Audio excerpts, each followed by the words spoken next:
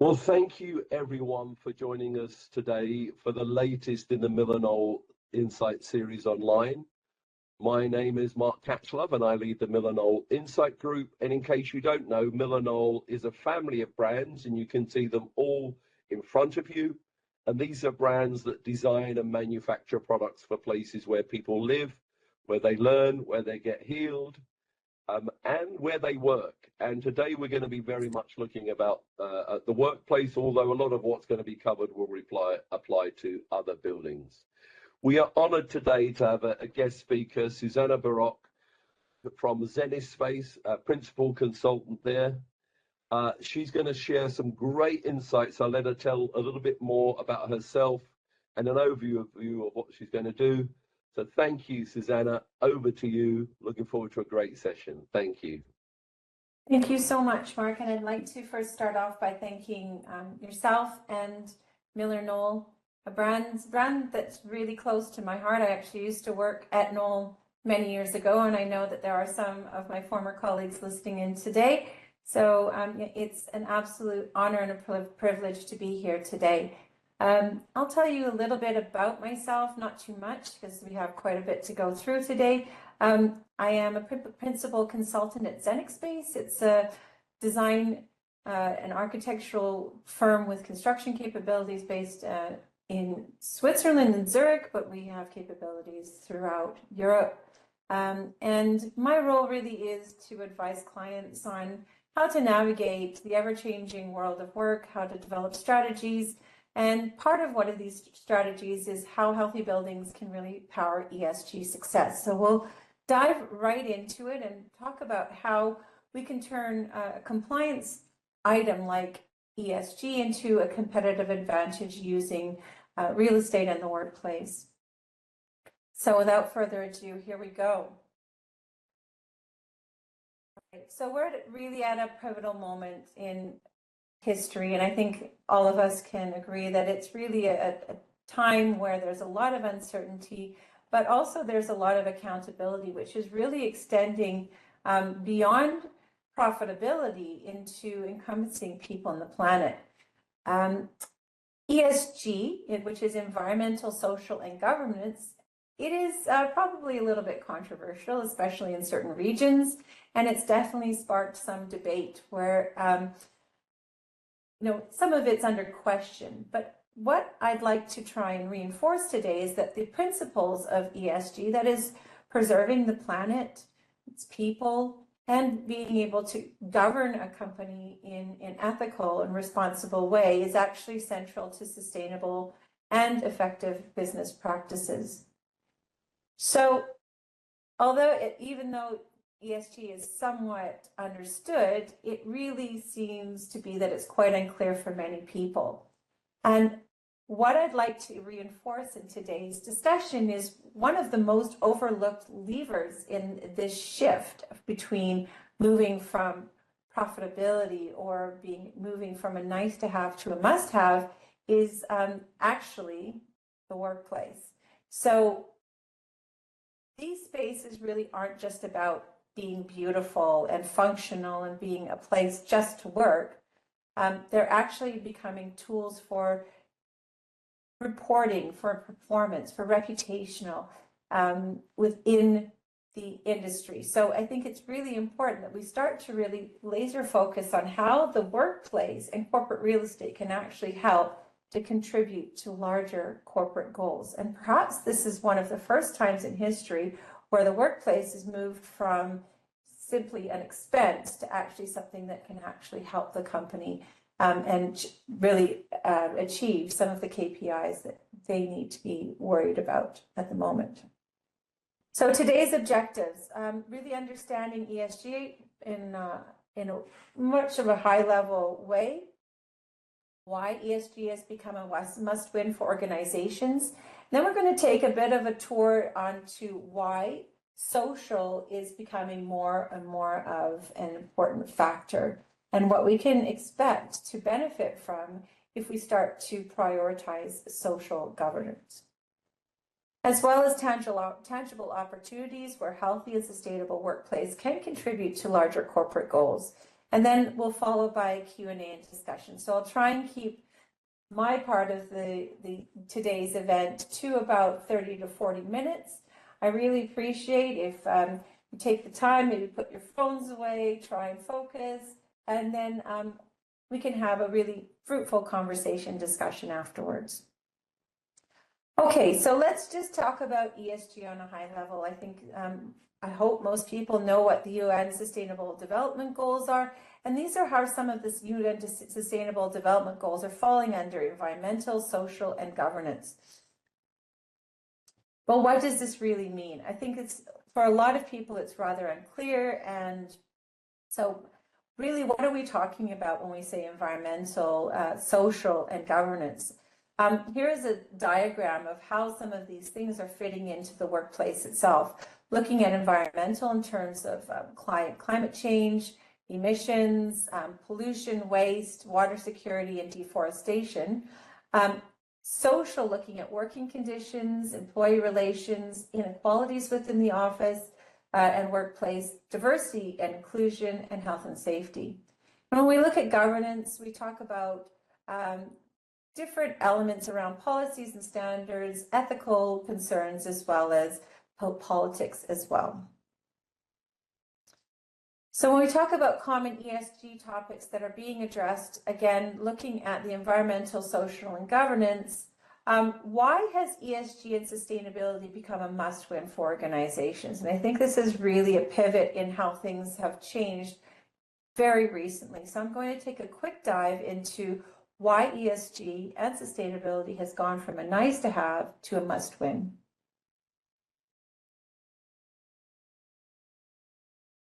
There have been significant changes in the regulatory environment, especially where I'm sitting here now, which is in the European Union. There have been evolving shareholder interests. A lot of shareholders are demanding much more transparency in how companies are reporting on environmental, social, and governance. And there is also a derived value of integrating ESG, all of which we're going to be covering in this discussion today. So again, it's really a shift from a nice to have to a must have, because reporting on ESG is now a legal requirement for many organizations, especially those who are operating in the European Union under the CSRD.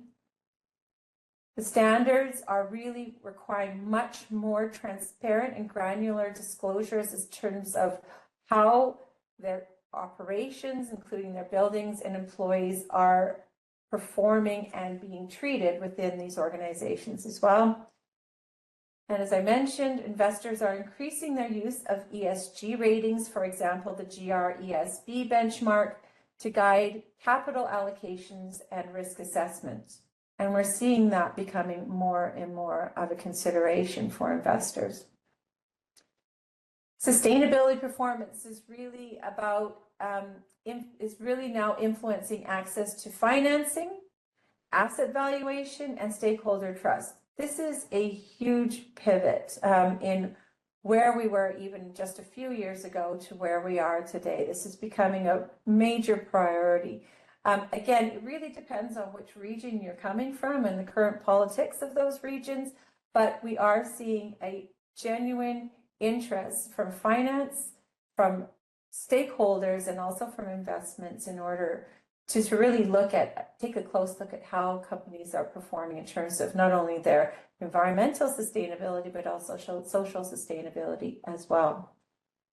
And finally, companies that are leading in ESG integrations really we're seeing that they're gaining better reputations, better financial advantage, and also stronger operations in terms of energy savings. And this is all translating into cost savings as well, and additional benefits to the company, which we'll be going through a little bit later in the presentation. So now I'm just going to, I know there's a lot of people from the US here today, and I'm really happy that you are here today. I'm going to be talking about something called ESRS, which is the European Sustainability Reporting Standards. And whether you're sitting in America or whether you're sitting in Asia, India, or even in Europe, it's going to probably affect you, especially if you have holdings or interests in the European Union. So let's take a dive into the topic of ESRS. I should also mention, I gave this a similar discussion. I was in a similar discussion late last year. So there's a lot of people who don't know about it. They may have heard of ESG. They may be having ESG reporting in a specific part of their organization, likely the sustainability divisions of their larger organizations. But again, how can corporate real estate and workplaces really contribute? And that's what we're here for today. So let's talk about what is ESRS. So it's a reporting standard that was introduced under the CSRD, which is the Corporate Sustainability Reporting Directive, back in it was early 2020s. And as of last year, so as of January 2024, it's gone into legislation. It's replacing the Non-Financial Reporting Directive, or the NFRD, and it's requiring companies listed in the European Union and non-EU companies with EU presence. So that includes, let's say, for example, North American companies that may have interest and or presence in the European Union, to disclose data in a consistent, comparable format across their portfolio in the EU. So again, just a brief timeline. If you've never heard of it before, it was introduced in April 2021. It was proposed, then it was formally adopted later in 2022. Then we saw in January 2023, it was really entering into force. And then in 2023, in July 2023, the first 12 ESRS standards were adopted by the European Commission. And we start to see in 2024, the first wave of companies that are beginning their data collection and preparation. The purpose really is, this is a legislation to ensure that ESG, again, is just not something that appears in an annual report. It's not self-reported data. It is actually going to be needed to be verified, third-party verified data that is transparent, standardized, comparable across companies and industries, credible for investors and stakeholders. So the key takeaway here is that it's not only a regulatory requirement, but it's a massive shift to embed ESG into the core of the business that you're operating in. And it's really embedding sustainability into how companies are operating and how they're measuring their sustainability within the portfolio, and really being able to create long-term value. So in the chat, I can't see the chat, by the way, but in the chat, I'd love to hear if you've never heard of this before, maybe you have heard of this before. I'd love to hear whether this is new to you, or whether maybe this is something you know about already and already incorporating into your policies. Okay, let's talk about the reporting requirements and when this is going to be all happening. So what we can see here, and I'm just using this as an example from Greenonomy, again, in 2024, we're seeing some semi-flexible reporting for large companies that were subject to the NFRD, and those would include European companies that were subject under the NFRD to report. What you'll see, which is interesting, is large companies that are not under the NFRD. So that would include companies that are not European headquarters. They could be headquartered somewhere else, like Asia Pacific or the Americas. Now there's going to be a requirement for you too to be reporting as of 2025. So as of this year, some companies will need to report. Now, I should preface this by saying that there are some companies that are not subject to this. So really, it's important that you check whether you are or are not subject to this reporting. And you'll see this really starts to kick into full force, starting for some companies in 2026.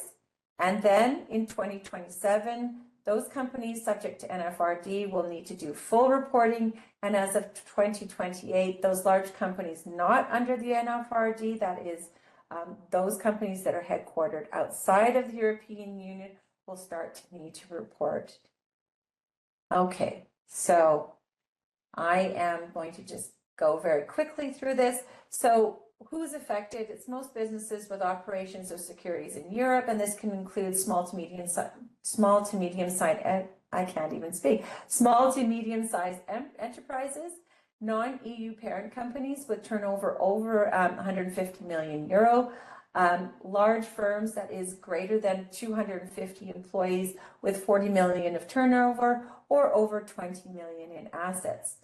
And that you might say, okay, well, what do I need to do? So you need to have mandatory ESG reporting for all in-scope companies. You need to report across environmental, social, and governance, and you need to apply the principle of double materiality. For those of you who don't know what double materiality is, this is the internal impact on your people and also the external or outside risks to the business. I forgot people and the environment. So this is the internal impact on people and the environment, as well as outside risks to the business. So key takeaway here, this is not a trend. This is not a nice to have. This is now legislation. This is really moving the narrative, again, from a nice to have to a must have that companies will need to report. And your ESG or sustainability team may be aware of this. I'm going to say they may not be aware of how you within the workplace and corporate real estate can directly contribute to these larger ESRS reporting requirements. So, all right, let's talk about that then, not the untapped potential of corporate real estate and ESG performance. So again, while ESG is really focusing on operations and supply chains, corporate real estate and workplace design has a place at the table, but it's really a underutilized lever, which has often been overlooked for achieving sustainability goals. So let's talk about why we should be thinking about the workplace. Let's talk about our buildings themselves. So energy efficient buildings and sustainable materials really can reduce carbon footprint. So looking at scope 3 emissions as well, social, and we'll talk a little bit more. Again, we're going to be going in a deeper dive on what social really means here. Social is often the overlooked or underutilized part of ESG, but here in workplace, we can really be designing spaces that enhance the overall employee experience, well-being, and also promote inclusivity, which will help to report on that S pillar. We'll go into a little bit about what that means in just a moment. And governance, so certifications, and we'll talk a little bit more about this, like certifications like WELL, LEED, and BREEAM, they can really provide a framework and measurable benchmarks for sustainability commitments. This could really be your roadmap, or you can use these frameworks as roadmaps to really be able to guide you through the process of how this is third-party verified. Now, for a lot of people, WELL and LEED, again, has gone into a nice to have. There will be a requirement for third-party verification under ESRS. So if these certifications are not for you or they're too expensive, perhaps there are ways that you can be using other frameworks to be able to deliver that third-party verification that you'll be requiring. Okay, in terms of actions, really looking at how can you and your company be integrating corporate real estate and workplace strategies into your overall sustainability initiatives to get much stronger, more holistic results. So what's the key takeaway here? Most companies say that ESG is a top priority and but often, again, it may be some lines or an annual report or sustainability report, which is often more than not self-reported and maybe not as holistic and structured as what ESRS is going to require. So it's going to require much more robust reporting on environmental, social, and governance, and this is going to be a mandatory requirement. Again, workplaces still remains as a bit of a blind spot when sustainability departments are looking at how they're going to be really tackling this. But real estate design and ESG efforts, although they could be disconnected now, should be much more reconnected and collaborative in terms of their reporting. This disconnect really has to change, and let's explore how we're going to do that. Okay, so when we talk about the ESRS reporting framework, we're talking about general requirements and general disclosures under ESRS 1 and 2. When we talk about the E, S, and the G, you can see under environmental standards, we are looking at addressing climate change, pollution, water and marine resources, biodiversity, resource use, and circular economy. And then when we talk about social, we talk about own workforce, workers in the value chain, affected communities, consumers and end users, and then in governance, business conduct. So where, if you remember, I was talking about LEAD and WELL. So when we talk about these type of frameworks, where does this all fit in? So when we talk about environmental standards, there are key sections within green building standards like LEED where you can really have some of those concepts and measurements be able to contribute directly to the environmental standards. And when we talk about social standards, although there are some alignments with different certifications like LEED, really healthy building standards like BREEAM, like LEED, like WELL, really are very strongly aligned with social standards. And in fact, if we looked at WELL as an example, there are contributions up to 50% of your reporting requirements that WELL can actually contribute to, which is quite significant. Okay, so with all of this, and some of this may be new to some of you, we need to really start to develop a framework. We need to really develop a path to where we are today to where we need to be, say even from as of next year, but going into 2027 and 2028 for most of the companies that you're working for. Again, using standards such as LEED, WELL, FitWell, and BREEAM really can help to support about 50% of requirements which address environmental, social, double materiality. It will also give you a very clear roadmap and tangible measurements on what you need to achieve. It will be third-party verified, and this will result in a much more efficient use of resources. If you're not really sure how to tackle this, certainly these certifications and/or frameworks will be able to give you that clear roadmap and clear deliverables as to what you need to be doing, how and by when, and also how often. This will also, we hope, result in much more continuous business improvement, financial performance in alignment with investor values, and most importantly, something that's extremely close to my heart, will have a positive impact on the humans that are working and living inside of these buildings, as well as the planet that we are living in. So when we talk about what this actually looks like in terms of improving well-being, reduction of cost, increase of performance, let's focus on well-being. We'll be looking at things like increasing acoustical comfort, looking at thermal comfort, incorporation of nature. In terms of performance, looking at air quality, healthy indoor environments. We are asking people to go into these buildings if they don't have an understanding of how healthy and well designed they are. Perhaps this could be one of the reasons why people are really struggling to come back to the office, because perhaps the office itself has been designed in a way that's not optimal for human health and human performance. And also improvement of access to daylight and views. And what we'll start to see in terms of reduction of total costs, and there'll be a case study in a little bit later in the presentation, is looking at how we can be incorporating more greener practices, lighting control, and also recycling.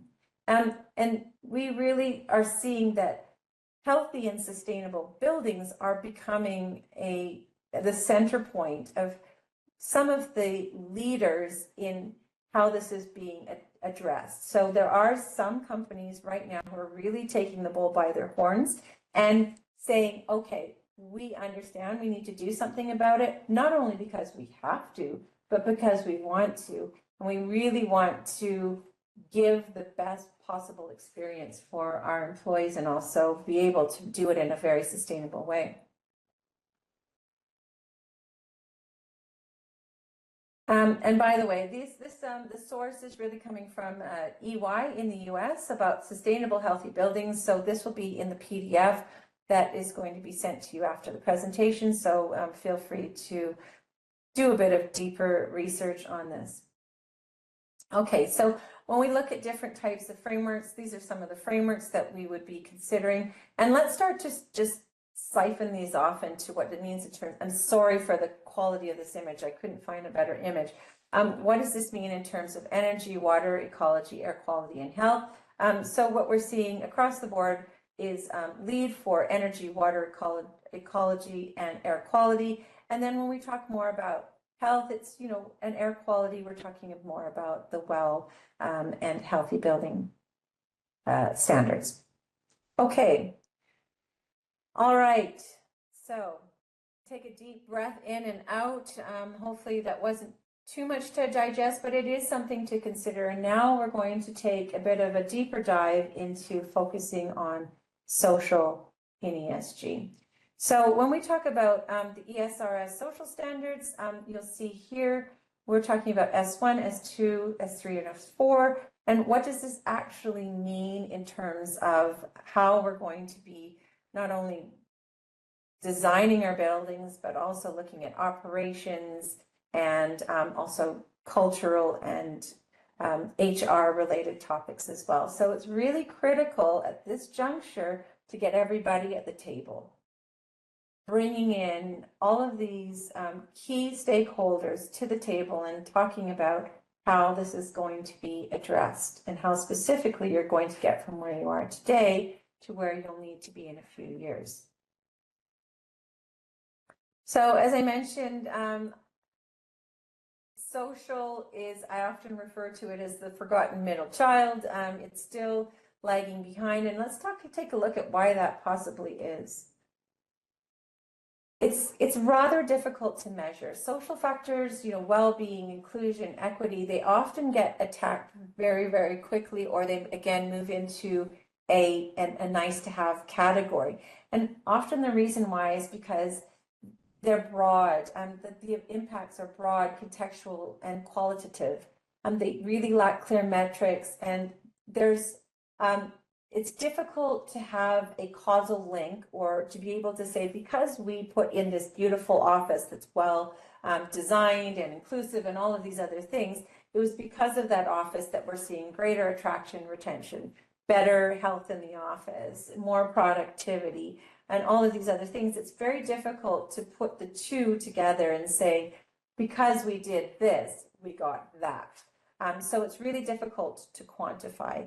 It's not easily audited. When we talk about emissions data, it's very black and white, or governance disclosures. Social outcomes tend to be a little bit more vague in terms of the actual benefits and, or again, the benefits that we're seeing because we put in and prioritize social well-being within our workplaces.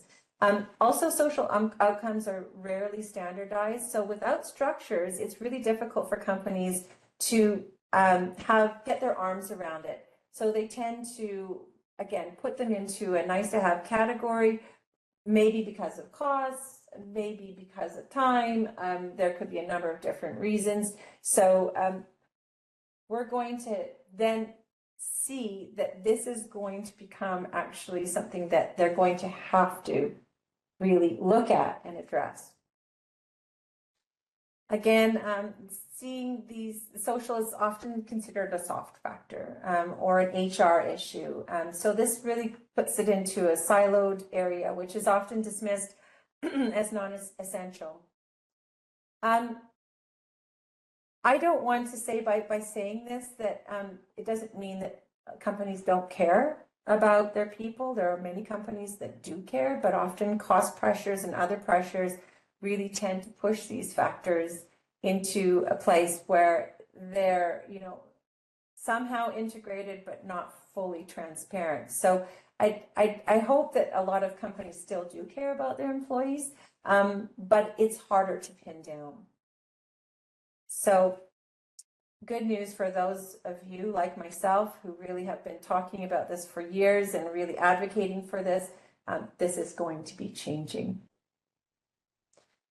So the key, just I wanted to share this quote from SAP Insights. Many companies are finding social factors hardest to define, but regulatory and investor expectations are rising fast. So this means we really need to be taking a much closer look at this forgotten middle child, which is known as social. So why does it matter more than ever? ESRS again is raising the bar. S1 is a mandatory reporting category. Investors are looking at this. It's becoming a reputational and capital access issue.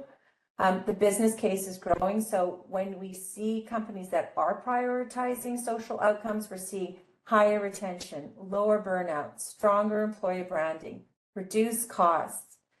This is all being able to contribute to the actual financial benefits of the company itself. So what's the key takeaway here? Social, good news for you. You will no longer be the forgotten middle child. It's no longer optional.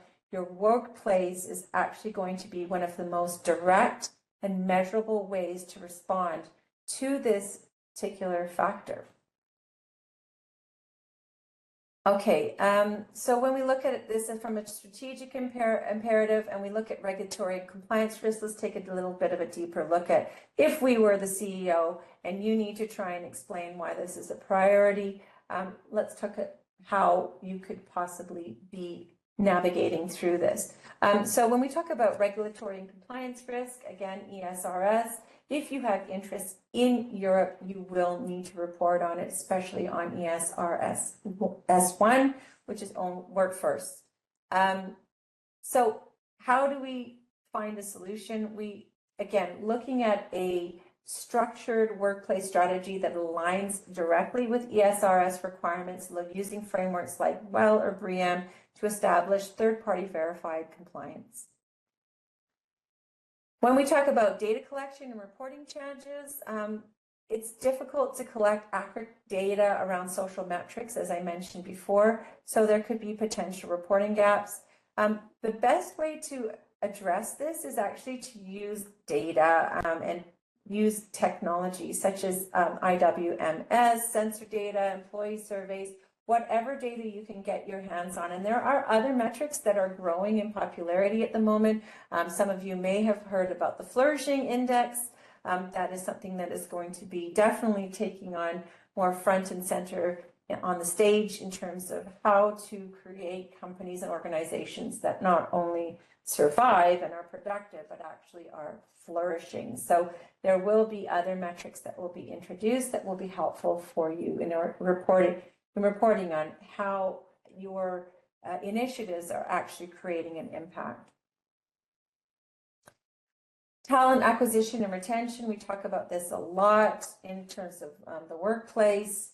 The challenge is attracting and keeping the best top talent. I don't think this is new, but again, because it's reportable and because also the best talent are looking for the best places and companies and cultures to work for, in designing workplaces and workplace culture that promote health, inclusivity, and flexibility really will help to enhance employee satisfaction and loyalty. And again, we'll see in a case study what that actually means.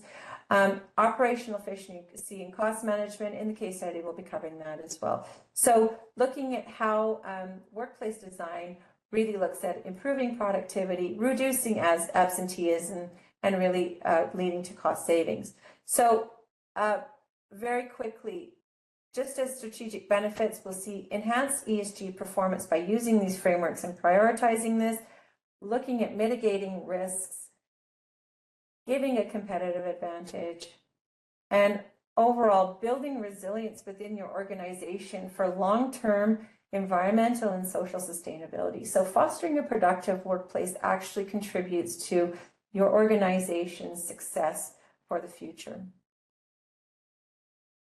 Okay, here's some food for thought. So we'll start to see some proof in the pudding here in terms of regulatory compliance and reputation risks. Here are some examples from Puma where they were looking at proactively addressing ESRS S1, and that link is here in the presentation, which you can take a look at on your own time. I wish we had more time, but and also looking at data collection, looking at companies who are utilizing people analytics to really enhance their ability to monitor and report on workforce and sustainability metrics, talent acquisition. Interesting fact, organizations with inclusive cultures are 5.4 times more likely to retain their employees and 9.8 times more likely to have employees who look forward to going to work.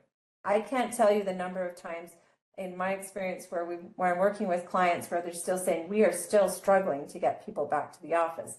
Now, interestingly enough, a lot of companies are mandating that people come back to work. That will be interesting to see how that pans out.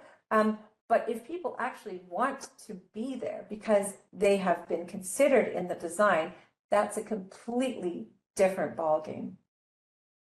In terms of operational efficiency and cost management, companies with inclusive cultures are twice as likely to exceed financial targets and 6 times more likely to be innovative and agile. Really interesting facts. This is a page from the Well Building Institute, looking at how also you can expect higher rents in healthier buildings, looking at the overall increase over the 10-year NPV, and also looking at some facts around increase in employee performance. So just a bit of a deeper dive into the energy use. Again, you can read this all at your own leisure, but reduction in energy uses and productivity can be expected with a healthier and green sustainable building strategy. Also, there are gains from improving the indoor environmental quality in terms of air, thermal comfort, and lighting. In terms of rent premium, we can see, like using an example from Boston for those of the people who are joining us from the US, we can see that that healthy buildings actually can demand higher effective rents, somewhere between 4.4% and 7.7% per square foot due to greater demand. Adoption of healthy space is double of that of spaces with less emphasis on health and sustainability. Buildings with a health focus tend to have a longer lease term of approximately 88.3 months in comparison with 75.3 months. And when we look at recruitment and retention, we can see some statistics here about how recruitment and retention is impacted by prioritizing a healthy and sustainable building strategy. And that also is seen in terms of productivity. I'm just careful of the time here. Okay, let's look at this very quickly. This case study here, which is based in Seattle. This is the Terry Thomas building. It's in Seattle's South Lake Union neighborhood, and it's one of the it is the headquarters for the architectural firm Weber Thompson or Weber Thompson, depending on where you're from. It was completed in 2008, and it's 40,000 square feet. Their objective was to demonstrate how sustainable design can drive ESG outcomes, and we can start to see here, I won't go into all the details and read this, but we can see how the results really speak for themselves in terms of energy savings, water efficiency, material circularity, the certifications, and the external awareness of this particular building. So, well, there's someone that I know who says you should always, what do you want your headline to read when you have a project? Do you want your headline to read something negative, or do you want your headline to read something positive? Because everybody's looking. So here, they really had a very positive headline in terms of their certifications, awards, occupant satisfaction, and their overall strategic impact. So what are some key takeaways? the workplace is definitely a strong contributor to ESG. Design creates measurable proof. ESRS demands will really become front and center requirements for companies, and this will demand cross-functional alignment between real estate, HR, sustainability, and finance. This can no longer operate in silos. This is a team effort, so it's great to get everybody at the table to address how you're going to target this. And healthy, inclusive spaces are not only smart spaces, but this is smart business. They will reduce churn, increase productivity, help to strengthen corporate goals and corporate culture, and also save costs. It's not just good design, it's good governance. So what's the bottom line? The workplace is no longer just a place to work, it's a platform to deliver your ESG strategy. Okay, so many organizations are progressing, but with working with companies for many, many years, based on my experience, the real gap is not actually the ambition, it's the alignment. So how can we integrate it? Look at reframing the workplace as an ESG assets, bridging the silos, starting with what you can measure. Take a look at the data that you already have. How can you utilize this to really create a business case? There are very tangible ways that organizations really can connect workplace data with ESG metrics to ensure that real estate can deliver measurable, reportable outcomes. Okay, so your buildings can impact ESG performance. The workplace is not just a necessary expense, it's a lever, it's a data set, it's a strategic return for organizations and their employees. The workplace is ready to do more. And what is the opportunity? The opportunity really lies in activating its ESG potential through design, data, and intent. Oops, sorry. That's my presentation. I hope I was on time. And I really welcome any questions, thoughts. If you feel differently, love to hear it. Oh, I can't hear you for some reason. I think you might be on mute. I'm clear now. You can hear me now? I can, yes. Okay, can I just clarify? I know there's been a couple of questions about this. If I am a business in the UK and I have a satellite office in Europe, then these rules apply. If I'm in India and I have an office in the EU, these rules apply. Is that correct? Yes, I'm just going to go back to the... Sorry, you're going to now see all of my slides. I go back to the actual metrics as to who will be... Sorry. Here we go. This is probably a key slide to answer that question. So if you're a non-EU parent company, you're based in the UK, which is no longer part of the EU, but you have a cumulative group turnover in the EU over 150 million, or if you're a large firm with over 250 employees and you have 40 million of turnover or 20 million plus in assets, you will need to report. But again, please check. This is really important. Might be a call to action to look into this, to make sure whether you do or do not need to report. Great. Thank you. If you could stop sharing, that would be great. Thank you. Yep. There's a question from, I think it's from Stephen. How is hybrid working influencing organizations' ability to meet their ESG goals? I'm guessing that hybrid working, by hybrid working, it's about, and at that question, and Stephen, please feel free to confirm whether I'm understanding the question correctly. In saying that, it may be difficult to be able to control what people's experiences are outside of a building. Is that the question? Yeah. Okay. Yeah. It's a good question and often a difficult one to tackle. in terms of how can you really ensure the employee experience is good across your organization, whether you're in an office or whether you're working from home, or if you're traveling, or wherever you are in terms of hybrid work. I think what's important to note are two things probably, is that one is that it's more than just the space. It's also about the culture of the company, and that culture is permeates through every hybrid option. So I think that's one piece, is making sure not only that your spaces are healthy, but your culture is healthy as well, and really considerate of the people that are working for the organization. And the second is that in terms of insurance liability, you are liable for your employees no matter where they work. So making sure that, and a lot of this is often a blind spot for a lot of companies, whether you're working from home or whether you're working in an office, if that employee should have some sort of a safety issue, your company, and while they're working, you are liable. So it's important to be considering all different permutations. So when we talk about own workforce, there's a lot of different considerations and layers to this cake we need to be thinking about.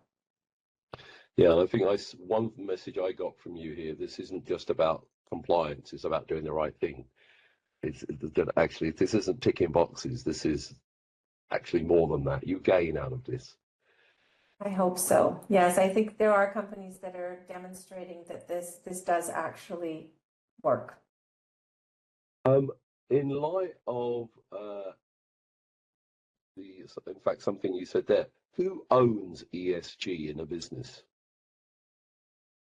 Wow, that's a very good question. I think I hope that maybe in the past it's been sitting with a certain group, whether it's a sustainability division, if you're in the larger company. So I used to work for Swiss Re, for example. We had a sustainability division. We may have a compliance division. I think in the past, for a lot of companies, this has not been a really integrated approach. It's been sitting in a division or a department in the past. And I think the call to action now with this change in regulation is that it's important that everybody now tries to sit at the same table together. So who owns this? Probably someone in a division that's responsible for the actual compliance and reporting. But it's going to really require a team and collaborative effort to get this over the line and to really provide the best possible result. Yeah, particularly if it's what you said, it's not just place, it's culture as well, and it's all of those. So Michelle asked the question: can you give an example of people analytics platforms for ESRS S1 requirements? Is there a tool, or is that something she should connect with you separately?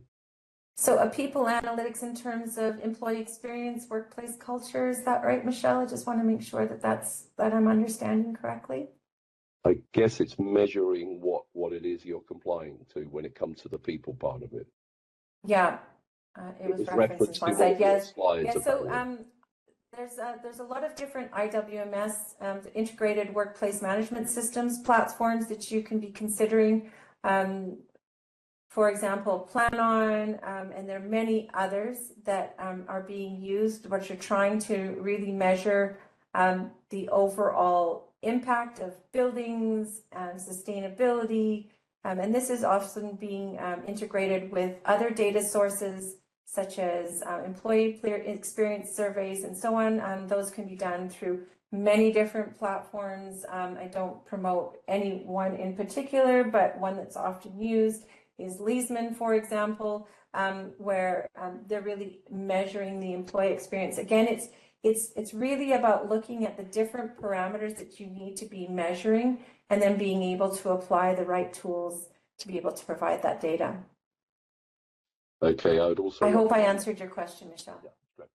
I also put a new one that's a new kid on the block is Audium, run by a couple of friends of mine. So do have a look at that last question here, as we reimagine the workplace, are we beginning to prioritize productivity and engagement by actively reducing cognitive load through better control of noise, temperature, air quality, ambience, and biophilic design? How will this shift influence on the way we design offices? Oh, well, for I any know. of you who What may a way know, to end. What a way to end. wow, wow, and I don't know who asked that question, but they must know me. Yeah, so when we look at, so I'm a WELL AP, so when we look at WELL, for example, and the 10 concepts of WELL, we're really looking at the human experience. We're looking at the human experience and how buildings and people are interacting with each other. Looking at elements again like our air quality, light, thermal comfort, universal design, and all of these other things. And when we talk about some of the other things around neuro-inclusive, developing neuro-inclusive spaces, looking at what the human experience is, how the brain is behaving in certain spaces, I would say that this is going to be the next frontier of the workplace, is really looking at, when we've built these spaces, and we're asking people to work in them. We had a little thing called COVID that happened where people went away. And then there was this global phenomenon that happened where people said, I don't want to go back. And then companies saying, oh, well, we have all this real estate and we don't really know what you're doing when we don't see you. So we're asking you, you have to come back. And a lot of companies are mandating that people come back anywhere between 3 and 5 days per week. And the spaces that they're asking people to come back to are really probably need to be rethought in terms of what their purpose are, what their purposes are, how they are really either fostering productivity, engagement, or maybe inhibiting it. So that's a whole other topic, but I'm really happy to get into it. And the answer is yes. I believe that there is a need for people to gather into a space called an office or whatever you want to call it. But that space and that purpose needs to be rethought in order to deliver a better result. Susannah, I'd like to say a great big thank you for an in-depth overview of the challenges and the opportunities that ESG gives us. Thank you very much for your time, and thank you everyone for joining us. Thank you very much, Mark, and to Miller Knoll for having me, and for everyone for taking the time out of their busy day to listen. Really happy to continue the conversation.